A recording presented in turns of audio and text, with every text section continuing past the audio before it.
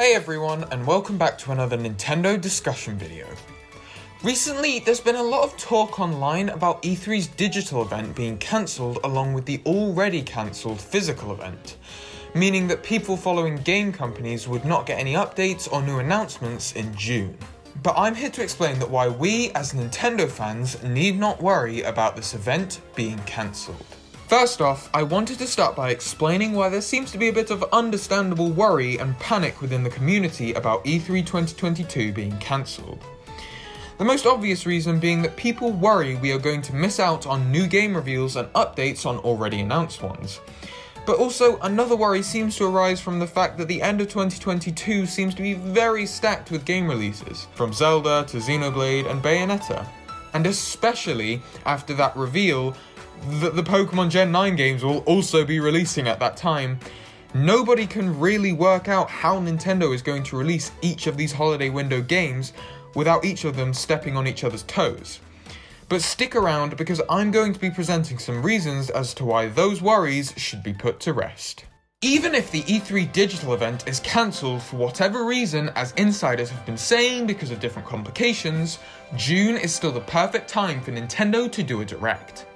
It's right in the middle of the year, and there's no way they will wait until September to announce their final games for this year and update already announced ones. It's especially important from a business standpoint that the shareholders and us, the consumers, see Nintendo's plans for the second half of this year and 2023. Breath of the Wild 2 especially, which is almost certainly set for a complete blowout reveal at E3 this year, with gameplay, important themes and mechanics, and of course the game's full title, which are all essential things which need to be shown off before a September Direct for the marketing of this game to roll into full swing. If this game is to release around November or December, it needs a far longer marketing campaign than 2 to 3 months, being as highly anticipated as it is, which would be the case if we had to wait until September for more news on the game.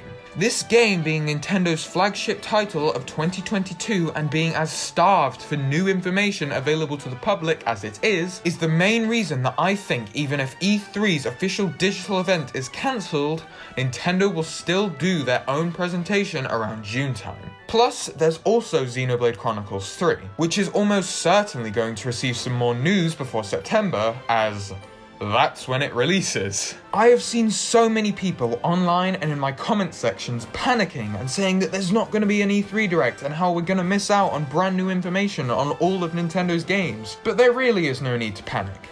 Nintendo does Directs at the start and the ends of each year without an external event like E3.